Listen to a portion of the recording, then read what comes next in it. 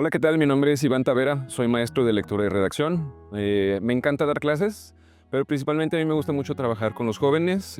Creo que tener la atención de los jóvenes es todo un privilegio y personalmente estoy convencido de que la mejor manera de mantenerse joven es precisamente por contagio. Profe Iván, muchísimas gracias por esta entrevista. ¿En qué momento usted descubre que le gusta dar clase y por qué lo sigue haciendo? No creo que haya un momento en particular donde yo pueda rastrear este inicio, más bien siento que la vida me ha ido acomodando poco a poquito. En mi familia, con muy contadas excepciones, está lleno de maestros por todos lados. Sin embargo, yo creo que cuando me tocó escoger carrera, de ninguna manera hubiera pensado en la docencia.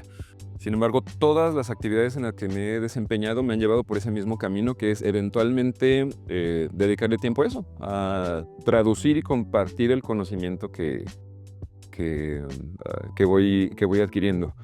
Entonces, vamos, he dado clases de taekwondo, de acrobacia, de parkour, he trabajado con grupos de empresas, con grupos de escuelas, siempre orientado a eso, a lo formativo. No cayó tan lejos la manzana del árbol a fin de cuentas, ¿no? ¿Por qué seguirlo haciendo? Porque de entre todas estas actividades creo que definitivamente esta en la que nos desempeñamos pues tiene un objetivo muy, muy noble y que me llena mucho. Profe Iván, usted ha dado clases de varias materias. Si dejamos a un lado la materia, ¿cuál es su verdadera misión como maestro? Siento que esta misión, más allá de lo que es enseñar una materia, consiste para mí en inspirar con el ejemplo. Me gusta pararme frente al grupo y hacer las cosas con gusto, con amor y con pasión. Y me gusta que eso se note y sobre todo al final darles también ese mensaje, ¿no? O sea, busquen esto, busquen algo que les llene, busquen algo que amen hacer, que puedan hacer con pasión y a lo mejor no lo van a encontrar la primera o la segunda. Cuando les hablo de los caminos por los que yo me he movido, pues creo que lo puedo hacer notar. Pero eventualmente, cuando uno encuentra el lugar correcto, la vida se encarga, ¿no?, de recompensarlo por ello. Profe, y si usted reflexiona de todos los alumnos que ha tenido, cómo llegan a sus clases, qué es lo que pasa durante clases, incluso qué pasa después de clase, ¿qué es lo que más le duele o le ha dolido como maestro y qué es lo que más le llena el corazón? Le toca a uno ver de todo. Hay estos casos que son de los que uno quiere hablar, ¿no? De los casos de éxito, chavos que se esfuerzan y terminan logrando sus metas. También se da cuenta uno de pronto que hay chicos que no es su principal interés en estos momentos estudiar, que están ahí quizá por otras razones.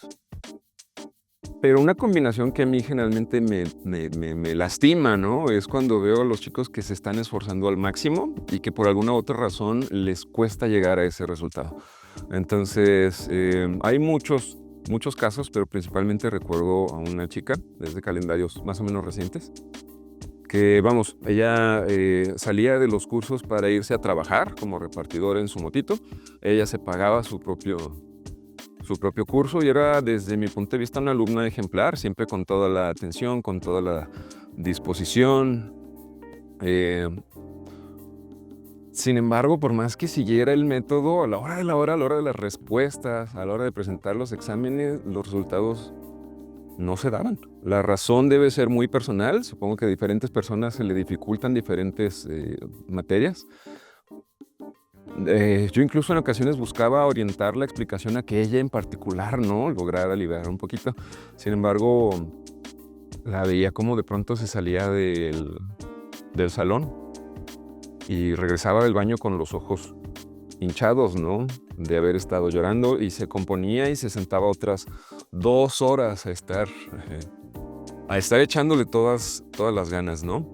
Entonces, a fin de cuentas, pues es cuestión de no rendirse, pero eso es lo que de pronto le da miedo a uno, el sentir que no es seguro que el alumno tenga la resiliencia necesaria para aguantar algo así y sobre todo para no juzgarse muy fuertemente en el proceso. Uh-huh. ¿Y lo que más le ha llenado como maestro? El polo opuesto.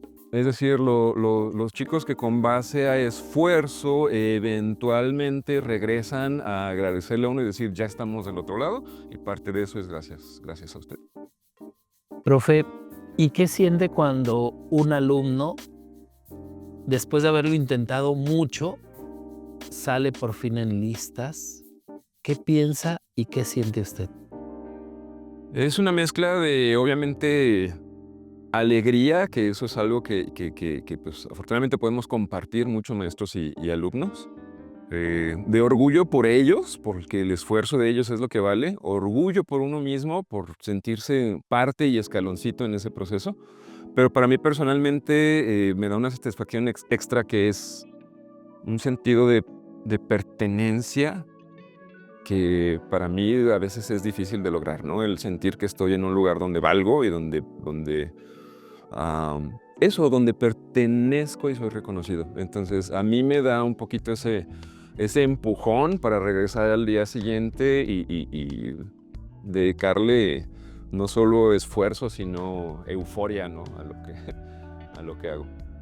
Profe, sin duda alguna, todos los alumnos que usted ha tenido en las distintas materias han aprendido de usted. Pero mi pregunta es, ¿usted ha aprendido de los alumnos? Siempre, sobre todo esta cuestión de mantenerse cerca de los jóvenes, creo que para muchas personas no se da, y cuando menos lo esperamos somos adultos que no tenemos nada que ver con los jóvenes. Afortunadamente yo he estado cerca de ellos desde que tenía su edad. Entonces, me gusta mucho sentir que les entiendo un poco, sin tratar de vanagloriarme de que los comprendo completamente. Pero vamos, me parece que están en una edad muy difícil, están en una edad llena de retos que necesitan mucho cariño y mucha empatía. No se vale exigirle y no se vale ponerle las cosas más difíciles a alguien que ya de por sí tiene dificultades.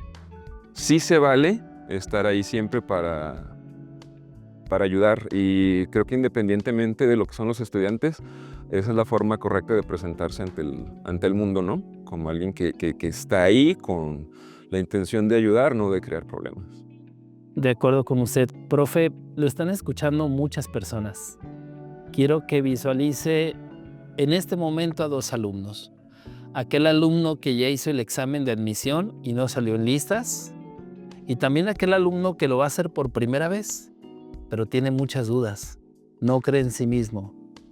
¿Qué le diría usted a cada uno de los dos alumnos? En conjunto, yo diría que hay que entender que en esta carrera que estamos emprendiendo, ¿no? En esta competencia por intentar entrar a la universidad, hay una gran ventaja que a veces no consideramos, y es que no se está juzgando personas, se está juzgando la preparación de una persona. Y la preparación es siempre creciente, siempre cambiante. Entonces, no hay un límite de oportunidades. Literalmente una persona que no sepa leer, que no sepa sumar, que no sepa restar, puede partir desde ahí y recorrer el camino necesario hasta llegar a estar listo. Me gusta utilizar como ejemplo con mis grupos el hecho de que pues, mi papá se desempeñó toda su vida en una empresa en la que eventualmente le llegó a ir muy bien. Él era ingeniero mecánico electricista, pero ese no era el sueño. Ese no era su opción A. Él lo que quería era ser piloto. Quería entrar a la Escuela Militar de Aviación. Pero ahí tenía un requisito. Tenía que medir más de 1,75. O 1,70, no estoy seguro. Pero le pidieron una estatura mínima. Y vamos, no se le puede pedir a alguien que sea más alto. Entonces ahí fue, pues, bye, lo siento señor, pero usted no alcanza los pedales del avión o como sea, ¿no? Acá no es el caso, no se les va a decir que no a ellos, se les va a decir no estás preparado aún. Entonces, aún así, o sea, incluso en el caso de un rechazo no hay nada definitivo. Entonces, entender que se va a emprender un camino que no tiene tope, creo que nos puede ampliar mucho la mente para no desesperarnos y no rendirnos. De acuerdo, profe Iván, usted nos platica de esa alumna que recuerda que se esforzaba mucho en el salón de clase. Dentro de todos los alumnos que ha tenido, ¿tendrá algún otro recuerdo de algún alumno que jamás vaya a olvidar? Me vienen dos casos muy particulares a la mente. Uno es un chico que me tocó darle clases en 2 calendarios distintos y asesorías en otros 3. Se llama Diego, si llegara a ver esto, un saludo. Pero es una persona con una actitud ejemplar, que no se rindió, no se desanimó, siempre le echó ganas, y luego al llegar el dictamen siempre se quedaba 1 décima, 2 atrás.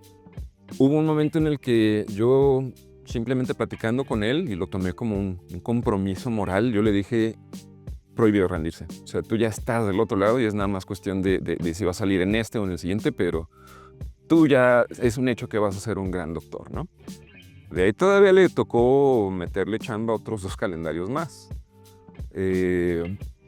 Sin embargo, recuerdo muy claramente este momento en el que estaba yo atendiendo a un cliente en los escritorios.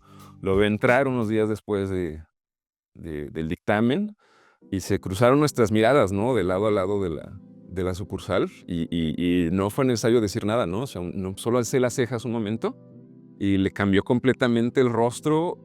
Puso la sonrisa más tierna, más infantil que yo haya visto y alzó los pulgares.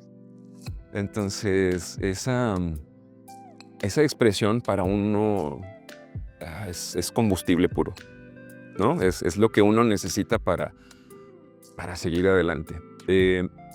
Otro caso es muy reciente, desde el último calendario, y es un grupo de chicas que me tocó tener en el curso maestro.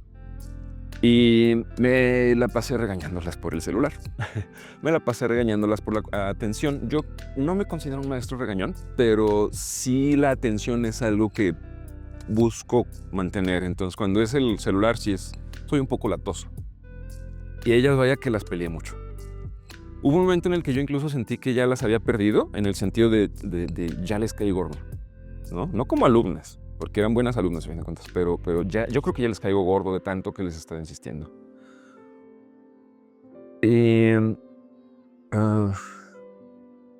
Cuando terminó el curso, que coincidió, si no me equivoco, con el Día del Maestro, se acercaron a mí con lágrimas en los ojos a agradecerme y a entregarme un regalo. Yo en ese momento literal no sabía ni qué decir.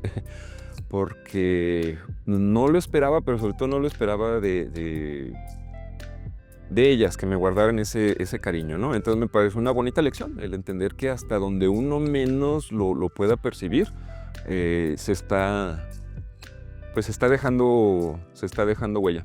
Entonces, historias como esas creo que hay bastantes, pero si nos vamos a algo que no se me va a olvidar, y estoy seguro que no se me va a olvidar, tengo esas 2 mismas. Maestro Iván, ahorita que nos contaba la anécdota de Diego, usted nos transmitió algo.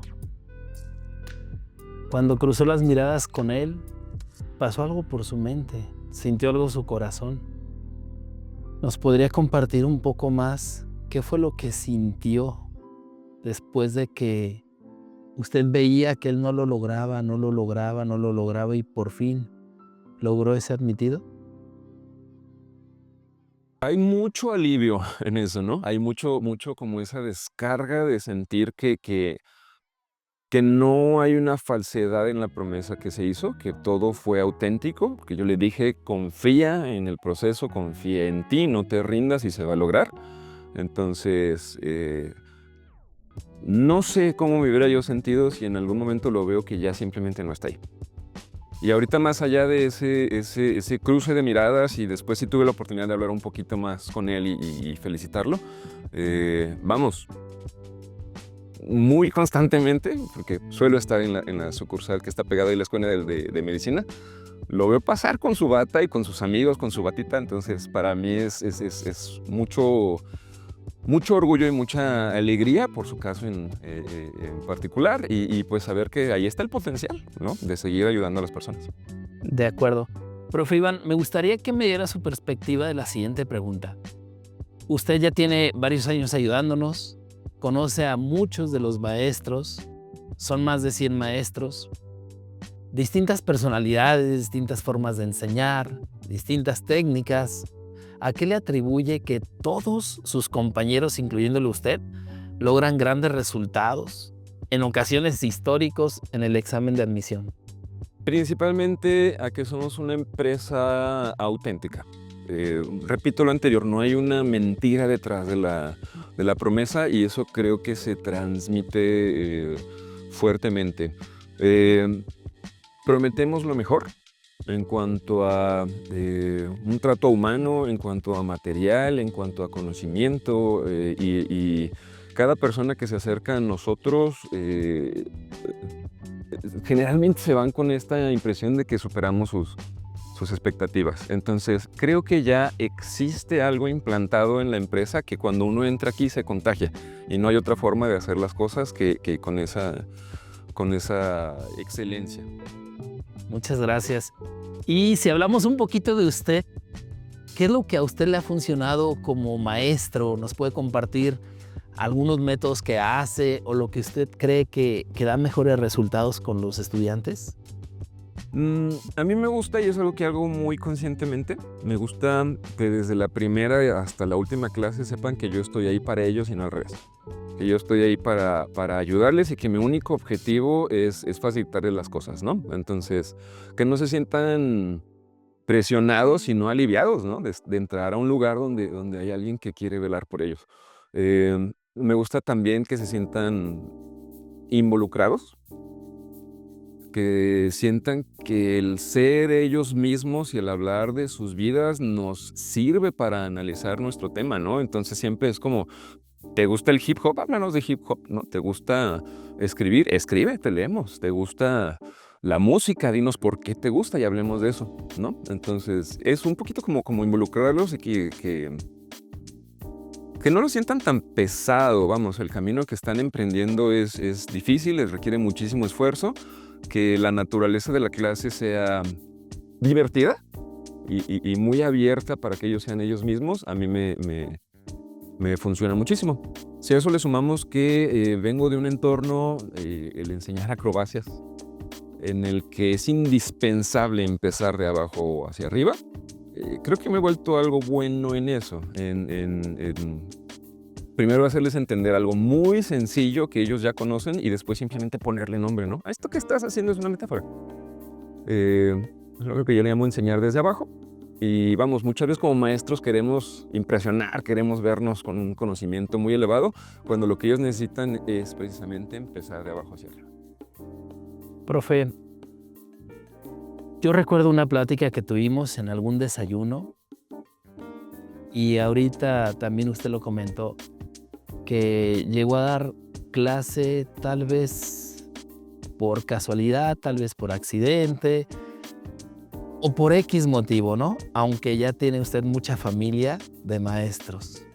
Si usted hiciera una reflexión en este momento, ¿qué es lo que usted más disfruta de dar clase? Definitivamente hacer reír a mis alumnos. Es algo que creo que me hace el trabajo más fácil a mí y les hace la clase mucho más sencilla a ellos también. Y vamos, si yo solo me dedicara a venir a hacerlos reír, habría quejas. Pero creo que cuando saben que están aprendiendo y además identifican que hay un extra por hacer que se la pasen bien, eso es súper valioso. Entonces, no lo digo haciendo expectativas, lo digo porque los mensajitos anónimos que de pronto nos dejan ahí los alumnos en las dedicatorias, de los que más me llenan son esos, ¿no? O sea, gracias por hacernos reír, gracias por hacer que la pasemos bien. Entonces creo que eso habla de un extra que para ellos es muy valioso y que, vamos, a mí me encanta que mi trabajo sea estar puliendo una rutina cómica que aparte va a tener un valor formativo. Quiere decir que además de dejarles conocimiento de lectura y redacción, ¿qué es lo que usted busca dejarles en cada uno de los estudiantes que tienen sus clases, profe? Que aprendan a disfrutar las cosas, que aprendan a disfrutar el proceso. Algo que pasa mucho es que de pronto tienen mucho miedo. Esto lo noto yo demasiado en las clases a distancia, sobre todo porque cada que uno menciona el examen, vuelan los emojis de caritas llorando, ¿no? Yo estoy convencido, y esto es una filosofía heredada de las actividades que hacía antes, Estoy convencido de que quien tiene miedo de fallar, falla porque tiene miedo. Cuando estamos hablando de acrobacias, eso es muy cierto. Vas a brincar y vas a dar una vuelta en el aire. Quien lo hace con medio da media vuelta y eso es caer de cabeza, ¿no? Entonces, aquel que lo hace sin miedo suele tener mejores resultados. El miedo creo que solo nos limita y nos estorba. Entonces, es algo que yo busco desde la primera clase, que lo tomen como algo disfrutable, y conforme se va acercando el examen y el miedo se vuelve palpable en la habitación, es incluso prohibirlo, ¿no? O sea, vamos a convertirnos en lo que queremos ser el día del examen y no queremos llegar ni llorando ni miedosos. Son unas fieras, ¿no? Entonces ya no reacciones de miedo, no reacciones más que de que nos alienten, ¿no? A ir más adelante. Si yo fuera un estudiante de usted, como lectura y redacción, no voy a decir de acrobacias, pero bueno, o un estudiante de acrobacias y tuviera miedo, y entiendo su mensaje de que no puedes tener miedo, ¿qué consejo usted me daría para quitarme ese miedo?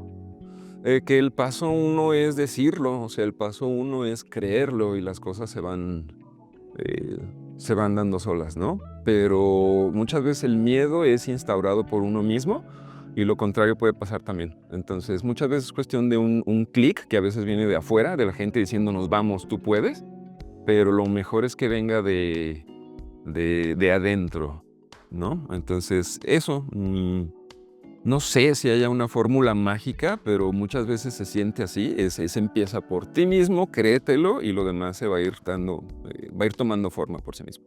De acuerdo. Profe Iván, ¿por qué usted cree que estudiar en Azcapacitación es una buena opción para todos los jóvenes que quieren ingresar a la Universidad de Guadalajara? Yo creo que quien quisiera decir lo contrario a estas alturas tendría que tener muy buenas razones. Hay resultados comprobables por todos lados.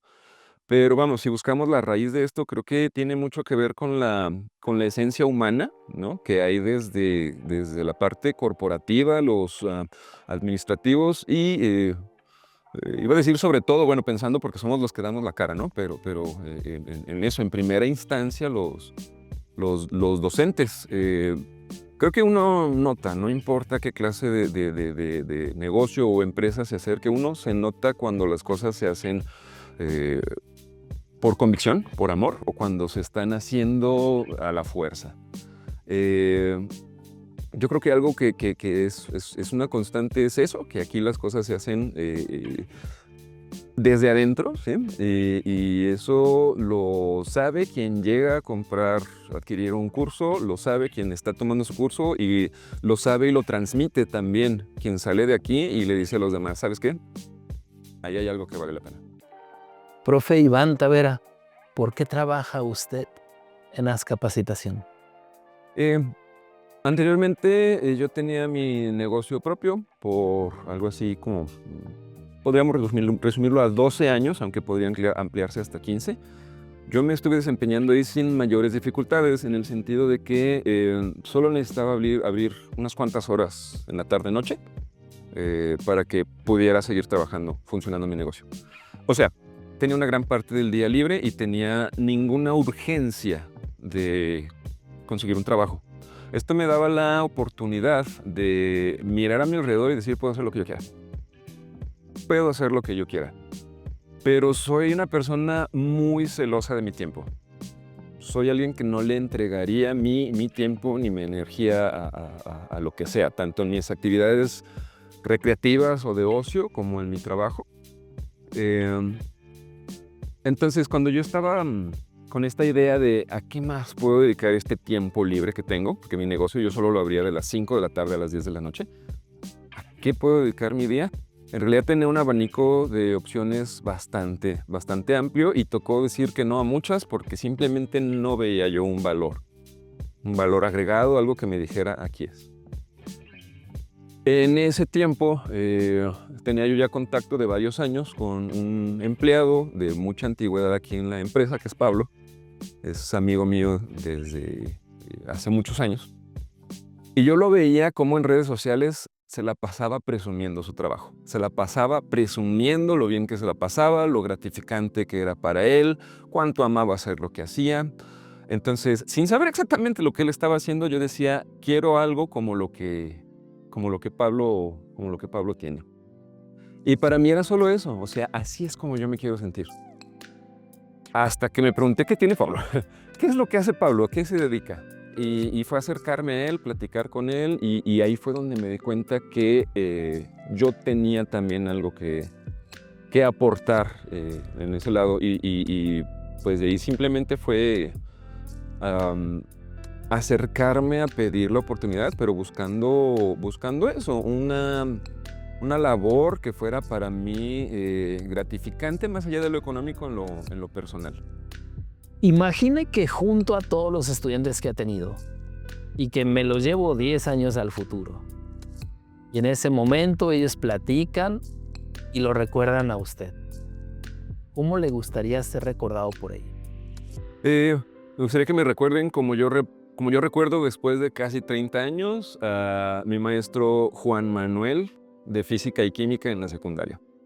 En la secundaria uno tiene la mente por todos lados, ¿no? Entonces, siento que es una edad en la que es muy difícil captar la atención de los jóvenes.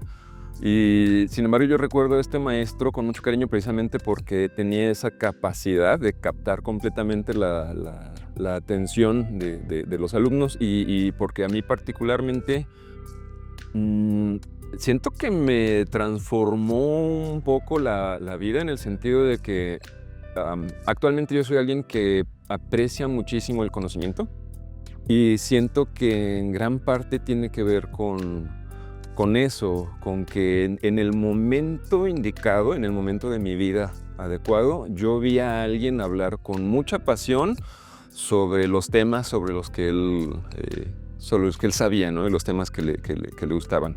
Entonces, eso se contagia y sí creo que uno de los mayores regalos que puede dar un maestro es eso, más allá del conocimiento, el amor por la adquisición de conocimiento. De acuerdo con usted, profe. Y si lo llevamos ahora al pasado, el maestro Iván Tavera del 2025, imagine que lo llevo con el profesor Iván que dio su primera clase. Imagine que nos vamos al pasado. ¿Qué le diría usted a suyo del pasado? Que sí se pudo. ¿Por qué? Porque cuando yo estaba en esta cuestión que era como un abanico abierto de posibilidades, un poquito desde mi autoconocimiento y también un poco con el ego crecido, yo me decía a mí mismo que con la actitud correcta, no importaba dónde estuviera, eventualmente iba a lograr cierta excelencia, ¿no? Entonces, cuando yo llegué aquí fue con deseos, con ánimos, pero también un poquito con esa incertidumbre, ¿no? O sea, ¿será cierto? ¿De verdad se puede hacer eso? Simplemente como hacer lo mejor que uno puede hacer y obtener resultados. Y vamos, en este caso ya ha pasado un tiempo, obviamente ha tomado tiempo este proceso y sigue avanzando, pero me queda claro que así ha sido, que se ha logrado llegar a ofrecer un resultado que para las personas es valioso. Muy bien, profe. ¿Y qué le diría usted a los estudiantes que lo están escuchando, pero que están a punto de rendirse? Pues me dirijo en esta ocasión para acá. Si eres una persona que en estos momentos está dudando, en estos momentos tienes la incertidumbre de si tienes las fuerzas o no para continuar, ¿no? con tu camino y tu preparación, primero que nada te diría que eso está bien. Si en algún momento esa es la decisión que tomas, está bien. Hay personas que precisamente encuentran su pasión, encuentran su camino en la vida después de haber tomado una decisión, ¿no? Después de decidir cambiar sus expectativas. Pero antes de tomar una decisión drástica, te invitaría a que te hagas una pregunta, y es ¿qué tanto deseas eso que ves en tu futuro, ¿no? Porque muchas veces es la mentira más grande que nos contamos, ¿no? Yo quiero esto. Entonces me parece una buena oportunidad para que te conozcas a ti mismo y quizá te das cuenta que no lo deseas tanto, ¿no? Y que solo estás siguiendo el camino que parece el único a tu disposición.